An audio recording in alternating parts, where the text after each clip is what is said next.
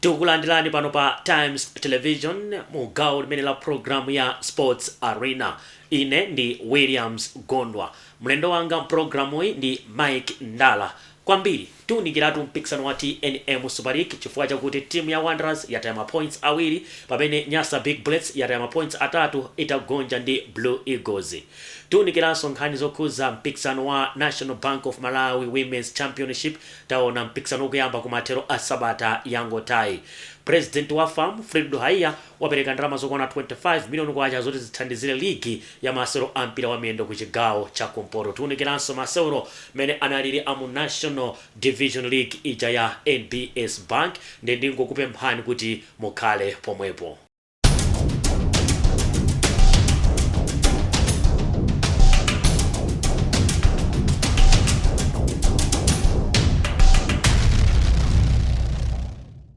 Monga ndinakambira kumayambira programu ya Sports Arena kuti andijoina mzanga Mike Ndala. Mike, tukulandira ku programu yathu ya lero. Azikoma kwambiri tete. League yafikapo? Yafikapo. Chifukwa league yafikapo. Taona Creek amaliza chigawo choyamba. Yes. Taona Lulu Kalapitali timu ya Silver Strikers ikumenya waekaya mpaka na 3-1. Taona Wanderers ikupanga drop ma points kumapeto kuchinyitsa ndi Moyale Barracks 1-1. La Mulungu taona timu ya FCB Nyasa Big Bullets ikugonja tsopano katatu. Yes. Ka number 3 mu Super League agonja ndi Blue Eagles. Ukaona mpikisano wa TNM Super League ukwenda bwanji? Mpikisano danger ukukoma ano pano. Chifukwa nthawi zambiri ineyo ngati munthu outsata mpira. Kwa ine sindingakondwe kuti mpira uziyenda mmene ulili papepa. Sizimapepa. Izo ndizokoma kwa supportayo danger. Koma kwa iwe ndine amene tilibe matimu ife timangokondwera kuti mpira uziyenda bwino. Kwa ife apa mpira kuyenda bwino. Blue Eagles zichoka ku Lilongwe ndi kuzawina paka muzu stadium. Ndio mazoti competition ilipo. Ndio kuti pamene popo mpikisano ulipo. Koma tisamanene kuti Bullets siluza pakhomo isamaluzedi. One Moyale siri bwino ikuchokera ko chapidwa 3-0 ndekha nde kumenya ndi Wanderers yomwe ili pamwamba nde Wanderers ingowina adi moyera. Mpira sungakoma. Koma apa ndeti manena kuti mpira wayamba kukoma tsopano. Ndetatiye titaona zotsatira za masewero a TNM Super League tiyambe ndi masewero a Loweruka. Silver Strikers 3 ekaya 1. Yes. Result ya mtundu wanji? Yes, danger. Ndinanena kale mwinaso pa program ya pa Times pompano pa wireless kunena kuti mbiri imakomena kwambiri Silver Strikers ikamakumana ni matimu olowa kumene mu Super League. Maka akamasewera pakhomo. Nanena choncho. So mwinaso amamvera yo program yo anaona kuti akuti mbuyo kuti timu yolowa kumene ndi zati chinye pa Silver Stadium. Ekhaya ndinanenanso kunena kuti ekhaya kwa ine have nothing to lose. Chifukwa ekhaya kwa ine apanga perform beyond expectations. Koma that's not an excuse kuti aluza ndi Silver Strikers. 1000 mbiri confidence so imakwera kwambiri ukamachita bwino magame ngati amenewo. Komano kwa ine I would forgive them chifukwa ndi timu yoti alowa kumene magame amene iwo wakomayenera kuwina akumawina. Unlike matimu ena amakhala kuti akulimbikira kwambiri ndi matimu akuluakulu. Akakumana ndi matimu a size yawo ndi kumadropa ma points. Zimenezo zoekhaya sikupanga. Ekhaya ikakumana ndi timu andi pa home ekhaya sina dropepo ma points ndi timu yooneka kuti ya level. Chifukwa paka muzu stadium yagonjapo masewero awiri basi. Yagonja ndi Wanderers komanso yagonja ndi Bullets. Basi ena wonse yawina palibe olo ya draw. Ngati ma draw achitika ndi away ku Blue Eagles away ku Dedza. So kwa ine ekhaya yo ili bwino ndikuona kuti ekhaya ija monga somene ananenera coach Enos Chatama pakuthapa masewero anayamikira Silver Strikers kuti Silver Strikers yamenya bwino. Anaipanga congratulate yatenga 3 points. Kwa hiyo yeye ananenanso kuti ma player ake pena coordination between the goalkeeper and the defense panalibe. And tinaona the danger zigoli zinazo nzokuti Elias Smith could have done better. Zinali zokuti zopeweka zigoli zake. Komano sana fune kwambiri kwanyoza kapena kuwakalipira anyamata ake fana nena kuti ndi anyamata omwewa amene afikisa pomwe alipo. So amaunkhama game basi. Kwa hiyo wakona kuti season ino ndiyo kuti no angopanga lay foundation. koma season ya mawa they will compete. Silver Swan yabwera pa number 3. Yes, Silver Strikers ya Josa Ekaya yona yabwera pa number 3. Okay, tatete taonaso masolo Wanderers di Moyale Barracks amasoma anali ku Rumpi. Tinaona Wanderers ikutsogola and amapita ku Mpoto akuti akatsegule gap ya 8. Yes, anaisogoza second half promise kamwendo. Koma uyu timati Viui mbale wake Tonic Viui tamone akusewera Blue Eagles ndi Bulls, koma uyuyu ndi Viui wina amene amasewera Moyale akubweza chigoli. Nthawi zambiri Moyale ndinanenaso pa program ina pa Times pompano kunena kuti sikuti Wanderers ingangopita ngati kuti ndi walkover. Moyale Moyale so ndi akulu anzawo Moyale imachokera kuchinyidwa 3-0. Moyale machoka kuluza 3-0 away andi madziwa kuti game yake ikhala ya tough and Wanderers mwina singangodusa moyera. Wanderers itatsogola ni mamuza so wina kuti game sinati udakalipo mpira sikuti no Wanderers ngati kufuna mwina kuti ikhale safe mwina ikhale 2 koma ikakhala pa 1 pompa mwina Moyale itabweza no wanda anabweza ku Lumpi Moyale maka sinaluzeko ndi timu yaikulu ina iliyonse. Okay. Because yoyamba inapita ndi Silver. Yes. Kumene kuja inatsogola so ni Moyale Silver inachita kuchinya apa komalizira. Okay. Apa Wanderers inatsogola Moyale yabweza. So mwina ma games ngati awawa ataumapereka be confidence kwa matimu ngati Moyale. Okay. Ndikupiraso kuti second round akhala akulandira ma players ena amene first round kuna. Mwamsanga Mike takale masolo lowuluka taona Craig yamaliza koma yamaliza udyo ya Gonja ndi Karonga United 1-0. Tinaona Patrick Piri akugwelesa ditu pa penalty. Titaona so mwasanga game so ya Tigers ndi Sivo. Taiona Sivo ikutola 3 points pa Tigers FC pa Kamuzu Stadium kuti Tigers ikali ngati yatsika pa standings ali pansi penipeni. Mwasanga tisandapite game ya Sunday imene Bullets ya Gonja ndi timu ya Blue Eagles. Yes, mbuyo mundakhala ndikunena Danger kuti pali matimu ena ake angoona kuchedwa kuti first round ite. Matimu ngati awandi ngati achina Click. Chifukwa tisanamizane apa pa first round Click nde yango nyakaza timati my expectations aife ngati otsatira tinayembekeza kuti Click nde itipasampira osangalasa kwambiri koma first round has been a round for them to forget. Angofuna kuti ipite area kananja ayambire se transfer window ibwere ayese kusefa so hard luck to them amaliza first round ndikupita kuti no ma plan ayambiratu apapa kuti second round tiyamba bwanji. Yep. Kalonga inachinya komalizira kweni of course Greg inadandaula kwambiri kuti officiation sinali bwino according to them. Chifukwa kuti kuna zabwera penalty at pa 86 komanso ma red card awiri osaziwika bwino komano ndi mmene mpira umakhalira. Ndikupita kuti second round mwina abwera mwamphamvu zina. Taona Sivo Danger ikuchita bwino ndi Tigers pa Kamuzu Stadium. Ineyo kwa ine Danger ngati kumakhaso kutakhale kumakhala ma award kuti coach of the month kwa ine ilipo bacha ilipo kwa ineyo akapanda kumpasa Abbas Makawa ndidabwa nazo. Okay. Yes, wachita zazikulu wachita zazikulu Danger. Sivo chiluzireni ndi Silver Strikers muyayate top 8 semi-final khanga tsana luze so pakatipo ayichinya Bulls achinya Songwe achinya Kreki achinya Tigers ma games onsewa ndoti pa magame ngati ya Bulls Songwe Kreki Tigers 4 games achinyisa chigoli chimodzi. So ndizikuoneka kuti no Sivo yomwe no tima ine naicha mwina yayamba kubwera ndikupita kuti coach so anayankhula choncho Abbas Makawa kunena kuti anyamata ake anauza kuti uyi ndi Super League.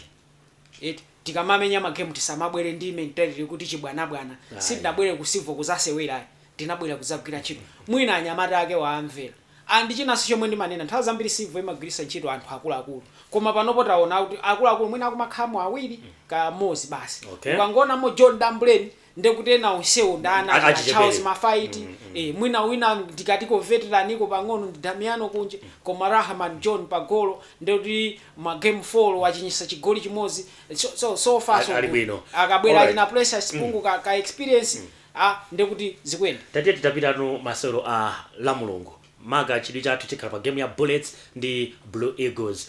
Ukayona Blue Eagles inagwirisa chinsinsi chotani fa game ija unaonera tinali remote pa Kamuzu Stadium. Yes Danger mwasanga mwasanga ndekuti tingothanira kuti chifukwa Songwe yamenya ma game 14 sina wine point ndi 1 so siyamenyedwa ndi mafu pakhomo sikuyenderanso kuti tikumenyera kuti kuliko ingomenyedwa ingoluza so anyambosi akamati in fact lipo titampaka declare kuti timu yatuluka mu Super League ine nakuza kale kuti naitulusa kale Songwe mwina magemu atamenya 5 nani na kuti Songwe sipulumuka ndezi muzingodikira mawu angawa agwire koma analysis yako ndiyo koma kubwera pa tiyamikire danger timu ya Blue Eagles okay yes timu ya inali bwino ma department onse inali bwino ma department onse and ma players amene timakayikira kuti awa mphamvu zilipo ikuduwanda kuti mphamvu azitenga kuti sankhani nkandawire ndikupanga command defense ya Blue Eagles ija kumanena ngati kuti ngati wangoyamba kumene koma ndi nkhala kale amene waimenya zaka zambiri ali ndi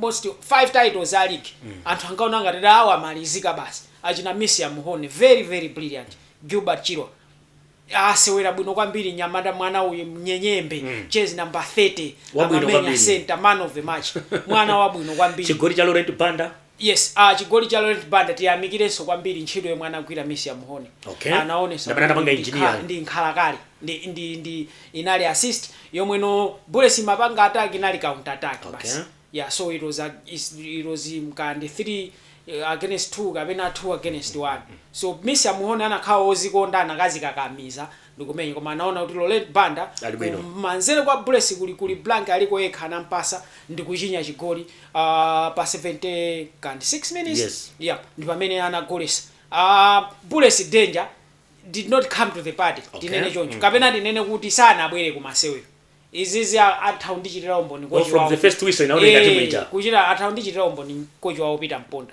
chifukwa choti wanenaso chimodzi somwe ndikunenazi you can't believe kuti Bullets inalibe shot on target almost the whole 90 minutes ngati yamenya choopseza china chichonse ndi shot ya Ephraim Kondowe pa 93 minutes ataonjeza 5 minutes 93 minutes shot ya Ephraim Kondowe goalkeeper beaten koma wamenya upright ndikupita kumbali so Bullets si inali bwino in all departments ndeno tikaonano zotsatira zimenezi loweruka taona nditu Ekaya ikugonya ndi Silver Strikers taona timu ya Tigers ikugonya ndi Sivo weekend imene taonanso nditu Creek ikumaliza masolo onse ndetu lock table yathu ikuoneka kuti no top 3 Wanderers Bullets Silver Strikers yes. Yoti gap pa 6 yes gap ili pa 6 pakati pa number 1 ndi number 2 okay, of course Bullets ndekuti isewera ndi Zuzu City Hammers lachinayi kuti ifanane ndi nzawo Silver Strikers iso nayo ikusewera ndi Deza lachitatu kuti ifanane ndi Wanderers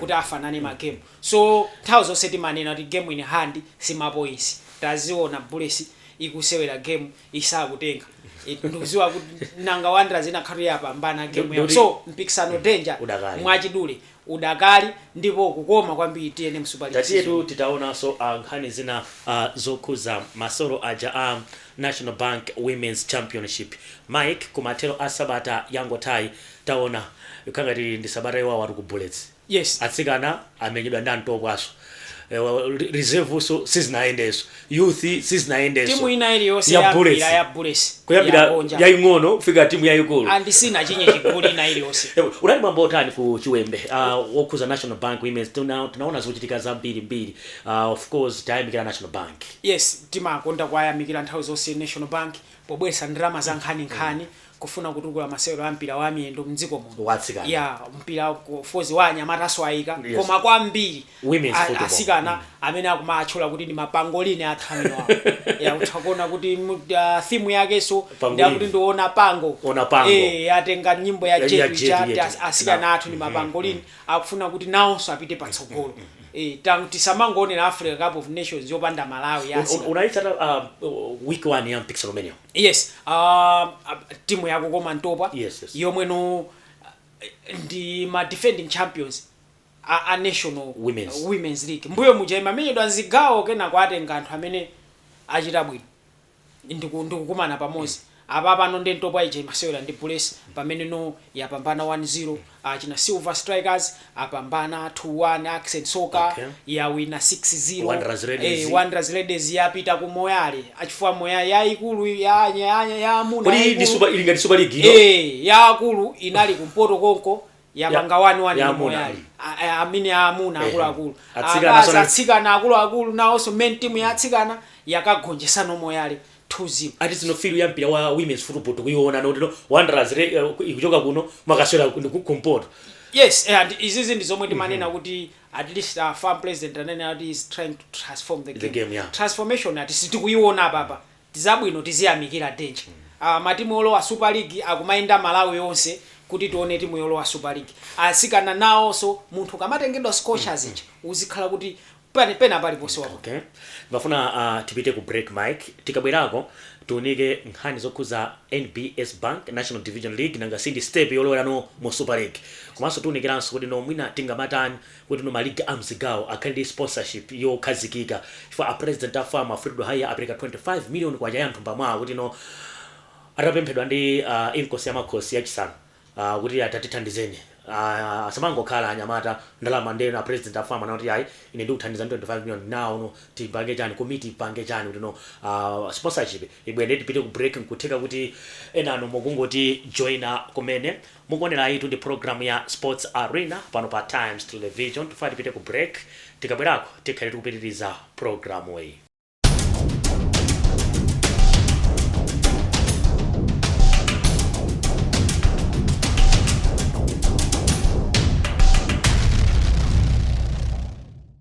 Talo watu gao la jiwiri limenenso ndilo maliza la program ya Sports Arena pano pa Times Television. Mike, mpikisano wa NBS Bank National Division League taona nditu Mchinjivira ikupambana masolo ake koyamba pansi pa Joseph Kamwendo. Taonanso nditu Fomo ikuchitanso bwino. Tournament ukayiona mene kuyenderamo Mitundu Baptist ikona kuti no ikumavutika kuyenda. Yes, danger. Monga mene takhati kunenera nthawi zonse. Kuti pasera zotsatira zawo kuti no. Yes. Mene takhati kunenera nthawi zonse loweruka gender ikupitiridwabe kuchapidwa. Gender ndi ma whipping boys a National Division League. Mpaka nakuchapidwa. Yango chapidwa awa danger. Akumenyedwa. Awa atuluka. Awaso atuluka. Okay, mu league mene. Agonja ndi anzawo akumpoto achirumba Barracks, asilikali awa yagonja pakhomo. Gender United siku maonaso nayo kuti tikamenyedwere kuti taona Red Lions amene akutsogolera ikuona Red Lions apanga pick 4 chiluzire ndi kupanga draw koyambirira apoto unapanga draw ndi kuti 0-0 ndi Ndilande Stars ya komanso game inali kubalaga inali kubalaga naso Ndilande Stars zonse ndi amphamvu Ndilande Stars ndi amphamvu ndinaona mazimuziko kula kulo angwira kumene kugwira ntchito yotamandika komanso Bango All Stars ya panga draw ndi timu ya Namitete Zita 2-2 pakhomo imachira pa Chwembe amene pa Mpira Stadium koma Fomo yapambana 2-1 ndi Mitundu Baptist. Mitundu Baptist yomwe inagonjesa timu ya Bango All Stars wiki inayo kulilongwe tinanena kale kuti Mitundu ikumachita bwino ligi ndio kwambiri pakhomo uzionesa kuti kuchita bwino andi munthu ngati waenda kwambiri first round ndikukhupira kuti matimu mwina amene atapangidwe promote ambiri akhala amene azichita bwino kwambiri pakhomo. Alright. So timu ngati Red Lions ndi chance kwambiri awa ndi ankhala kale chifukwa chokuti koyenda kumachita bwino pakhomo amachita bwino. Timu ngati Fomo yachitanso bwino pakhomo. Fomo so ikuchokera kuti inachitanso bwino wiki yatha itapambana ngati ndi Namitete Zita koma taona Joseph Kamwendo back to back wins Joseph Kamwendo akupeza chipambano chake choyamba ndi timu yako awo ananena kuti naye afuna atumikira leo tikaona log table ikwenda bwanji Red Lions dependent ili pa number 1. Yes, Red Lions ili pa number 1. Of course achina Baga City alichakuntunda focus kwambiri makhaya matimu amene anatuluka season yatha mu TNM Super League doti so Baga City Bango All Stars Baga City komanso Fomo tinganene kuti sali mu top 3 awa akuchesabe so tiona kuti second round ikhayo tani matimu asewera magame 8-8 asala ni magame awiri atatu kuti amalize first round nditete tamaliza tu program yathu iyi ndi nkhani jadi magamba ya a president of Football Association of Malawi Alfredo Haya ukuona chani kweni kunkhani yokuza sponsorship ya kumpira magama mzigawo. Yes, danger. Mbuyo mu timakamba ma resolutions amene annual general meeting ya Football Association of Malawi inapereka season amene khanga ni mwezi watha omwewo kunacho kama affiliate nake awiri atatu kandi awiri kandi atatu otasamavote awaina ena wanasala osala kuti azivota tikuphatikiza ne Northern Region Football Association nthawi zambiri tikuyikira ndemanga ngati ineyo ndinanena kuti ma association ngati amene achawo kufunika kwawo kupatula kuvota china chimakhala chani funso ilili a Northern Region Football Association azizifunsaso kupatula kuvota ndi kulembetsa matimu kuti azimenya ku Northern Region Football League china chomwe amachita ndi chani kumpoto kulibe anthu ameneno angachitukule chifukwa tisanamizane a Bishop Abraham Simama chinthu chija Simama danger tinamba kumva kale nthawi zina zikubwenza kumapanga beneti kumayi timati casting white net white azitulatu kumatayamikire koma tiyamikire free to hire chifukwa chokuti iwo anena kuti kasale malandira ya FIFA ananena kuti samatenga 25 million yochokera izipita kumpira apereka ndikukhulupirira kuti apapa pakhale poyambira anthu oyendesa achina masiya nyasulu kumene koko aja anapereka motion yokuti ma affiliate atatu achoke aja inuyo kumene koko achina masiya nyasulu tazipangani komiti yanuyo kuti mupeze ma sponsors ena aphatikize pa chifukwa 25 million danger ndiyo chuluka ndikamayichulu makamba ndi Peter Forte pa Sports 360 pa wireless kunena kuti no mwina titakhala tuno muna amalika zigawo tungwaika muna azika 100 million sponsorship kuti no at least kuti no timu ikamakhala tuno ikupita mu national division azipeza poyambira buno bwino ndichifukwa ndimanena kuti danger 25 million iyo ndiyo chuluka kwa iwe ndine ngati munthu koma kuyendetsa chinthu sindirama yochuluka pang'ono-ng'ono nchifukwa chake matimu aja akungalowa kuchokera chigawo kupita Super League amavutika chifukwa 25 million iyo inali yoti mwina yongoyendetsera timu first round yokha chabwino tunaona ndithu kuli final ya women's Africa Cup of Nations yes Wafcon anthu okonda masewera ampira wa miyendo osewera ake azimayi kapena atsikana anjoya kwambiri pa super sport internationally ikona kuti women's football inapita fa paso watu mtsikana Faith Chinzimu unayeso wapita ku Europe akajoina so imodzi wa matimu kumene kusenza kuti yayi tikuchita bwino no wonder danger matimu akulu akumayipanga invite Malawi kuti kasewere nawo chifukwa akuziwa kuti aphunzirako kale Morocco inati itanayiche kuti tikasewere nawo friendly imene ija inali mu final ya Wafcon yachita kuluza kokuthaitha imatsogola 2-0 koma Nigeria ndikubweza 2-2 ndikuchinyaso Nigeria yatenga ka number 10 Nigeria kuchinyaso kuti statu kumapeto kula jinasi sato shwala kumene kujabu ma friendlies wenda ahead of season ya 2025 Premier League Summer Series timanena nthawi zonse kuti ya Premier League pasama amatenga matimu awo folo ndikuapitisa dera lina kapena dziko lina kuti akasewere ngati ka league kumene kujabu so chaka chino aitengera Premier League series ku USA ku USA kuli Manchester United, West Ham, ku Singapore ma friend amaswera aja matimu kumene ku Singapore kuli Newcastle yapita kwa Arsenal so iliko koma Premier League Summer Series atenga matimu ngati Manchester United, West Ham, Bournemouth ndi Everton awo apita ku America ili yose ikasewera kondiza kama funa kuti anthu akumene kucha azapanga experience tsogolo mwina mutetizaona akubwera mwina ku Africa so game yoyamba Manchester United yagonjesa West Ham 2-1 game yachiwiri Bournemouth yagonjesa Everton 3-0 pasala tena also akumani Liverpool inasewera ndi AC Milan yagonja 4-2 pa friendly Arsenal yagonjesa Newcastle 3-2 ma transfers mwina Liverpool yamvanano ndi Bayern Munich mwina masapota a Liverpool mayankhula zosiyana koma nyamata uja Luis Diaz wa Colombia chase number 7 amene akupita ku Bayern Munich koma awo sakudandaula chifukwa chokuti afuna ndalama kuti aphatikize amtenge uyu nyamata Alexander Isak wavuta atafuna 150 million pounds iyeyo sakuifuna Liverpool Mike ndathokoza kuti unabwera mu program ino ya Sports Arena tukwati tikumanenso weekend imeneyi ndathokoza kwambiri tikatere tamaliza program yathu yalero ya Sports Arena pano pa Times Television mlendo wanga mprogramu iyi anali Mike Ndala amene amaongolera zonse kujambula kuti ife tioneke mene tikuonekeramo ndi Thomas Chimata kuchokera kwa ine Williams Gondwa ndingoti pitirizani kuonera kanema wa Times mwakoma nonse.